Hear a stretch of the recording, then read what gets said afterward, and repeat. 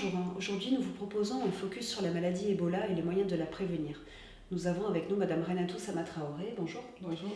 Pour rappel, vous êtes docteur en biologie, experte diplômée en santé publique, gestion des institutions et services de santé. Vous collaborez avec le département d'épidémiologie et de santé publique de la faculté de médecine de Toulouse et vous êtes par ailleurs présidente de Public Self Expert. Dans un premier temps, que doit-on retenir de la maladie d'Ebola ? Alors, mon intervention est plutôt un plaidoyer. Alors, pour une mobilisation collective et une prise en charge effective de la maladie à virus Ebola. Alors, pourquoi un plaidoyer ? Parce que, vous savez, Ebola est une énorme catastrophe sanitaire qui ravage des vies humaines, qui isole les populations et les zones touchées, qui induit la fuite de potentiels investisseurs étrangers. Et en ce sens, c'est une maladie qui se pose donc à la fois comme un véritable et sérieux facteur de désastre économique et financier, mais aussi comme un réel frein au progrès social durable des populations qui sont concernées. Alors, ceci étant, lorsque l'on observe de près le bilan rétrospectif de ces multiples frappes, celui-ci est particulièrement lourd. Alors, remarquez, depuis sa découverte en 1976 jusqu'en 2012, Ebola a fait 1463 morts à minima. Mais, au-delà des crises épisodiques qui ont émaillé cette période, c'est essentiellement en Afrique de l'Ouest et plus précisément en Guinée, en Sierra Leone et au Libéria surtout que l'épidémie a été la plus meurtrière avec plus de avec plus de 11 300 morts de 2014 à 2015. Et ce n'est pas tout, car plus récemment, en mai 2018, il y a donc à peine 7 mois de cela, la République démocratique du Congo a été le théâtre d'une résurgence violente d'Ebola qui a fait au moins 88 morts avec de nouveaux foyers de résistance qui ont été signalés. Donc, au total, depuis son apparition en 1976 jusqu'à ce jour où je m'adresse à vous, Ebola a tué pratiquement 13 000 personnes. C'est énorme, vous en convenez. Oui. Il faut rajouter que même si l'Afrique constitue son terrain de prédilection et de circonscription, Ebola fait néanmoins des clins d'œil meurtriers à l'Occident où des cas ont été constatés.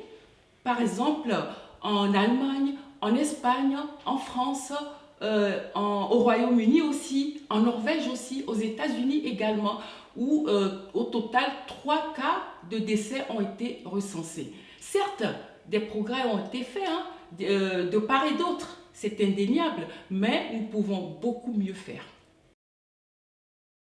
Alors, au-delà de ce tableau sombre pour le moins macabre, quelle est la genèse et l'historique du nom de cette maladie? Pourquoi s'appelle-t-elle Ebola? Et que veut dire Ebola?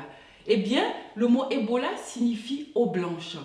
Et aussi surprenant que cela puisse paraître, Ebola est le nom d'une rivière qui longe la localité de Yambuku, située au nord de la République démocratique du Congo.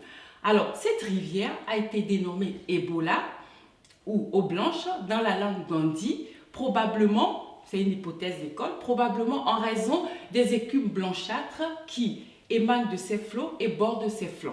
Alors, pour précision, la langue gandhi est l'une des langues parlées en Afrique centrale, notamment au Cameroun, en République centrafricaine et en République démocratique du Congo.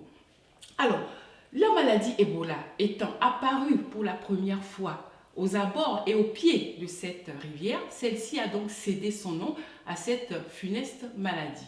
Alors, voilà pour la petite histoire.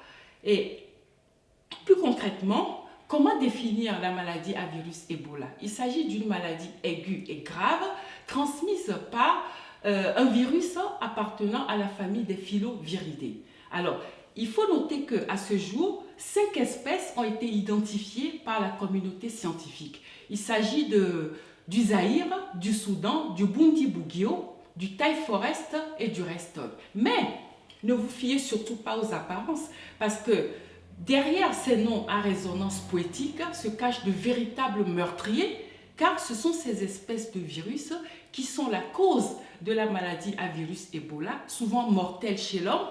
Le Zaïre, le Soudan, le Bundi-Bugyo étant les plus virulents, avec un taux de létalité, c'est-à-dire le nombre de morts parmi les personnes malades, estimé entre 25 et 90%, voire plus. Comment se transmet le virus d'Ebola? Alors ici, il faut retenir 2 choses. La première est que le virus Ebola a 6 principaux hôtes naturels. Et qu'est-ce qu'un hôte naturel? Il s'agit d'un organisme qui constitue le réservoir du parasite ou du virus, donc qui héberge ou abrite le virus ou le parasite avec la possibilité de contaminer d'autres organismes. Alors les 6 principaux hôtes naturels du virus Ebola sont la chauve-souris, le singe, le chimpanzé, le gorille, le porc-épic et l'antilope. Alors, la deuxième chose qu'il convient de retenir ici est qu'il existe 3 principales modalités de contamination ou de transmission du virus. La première modalité est interspécifique. Qu'est-ce que ça veut dire? Ça veut dire que la contamination se fait entre des animaux appartenant à des espèces différentes. Dans ce cas, la contamination se fait par contact direct avec le sang, ou les fluides biologiques de l'animal réservoir du virus avec un autre animal qui sera contaminé. Voilà. La deuxième modalité de contamination concerne la transmission du virus d'un animal à un être humain. Et c'est le cas du petit garçon considéré comme le patient zéro de l'épidémie qui a sévi en Afrique de l'Ouest en 2014. Sachant que le patient zéro, c'est le point de départ de l'épidémie, donc c'est la première personne à avoir été contaminée par un agent pathogène en amont d'une épidémie, c'est-à-dire avant la propagation du virus. Voilà.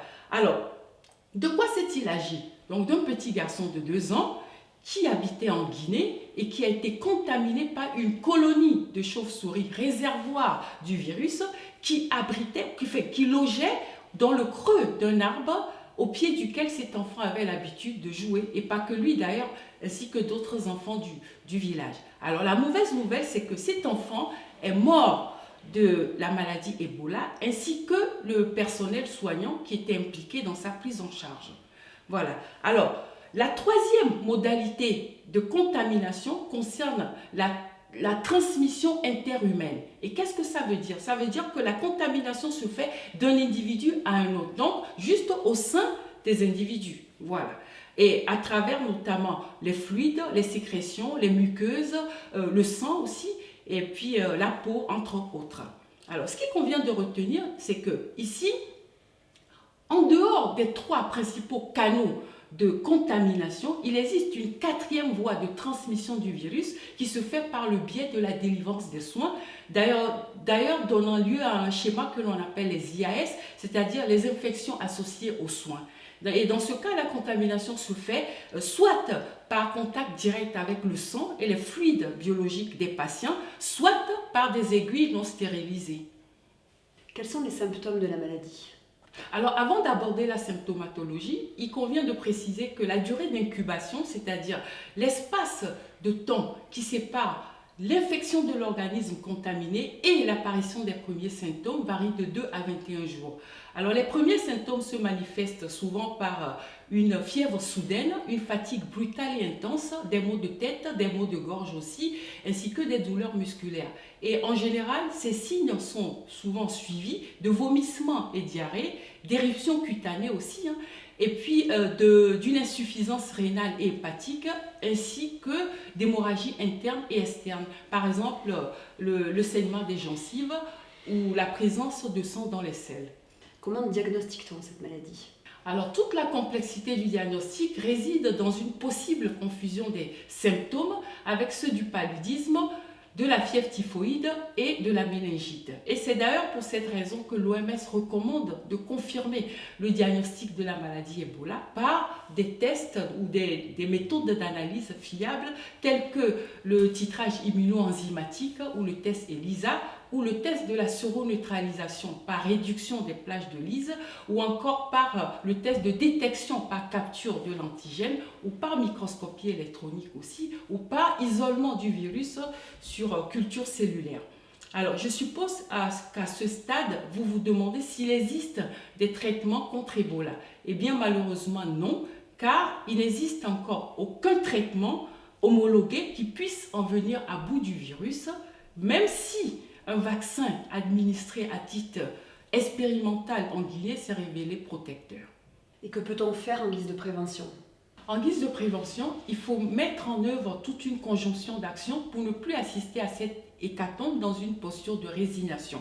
En l'occurrence, il faut mettre en place des cellules de veille, d'alerte et de prévention dans chaque pays africain, concerné ou non par la question Ebola, puisque la sagesse dit qu'il vaut mieux prévenir plutôt que de guérir.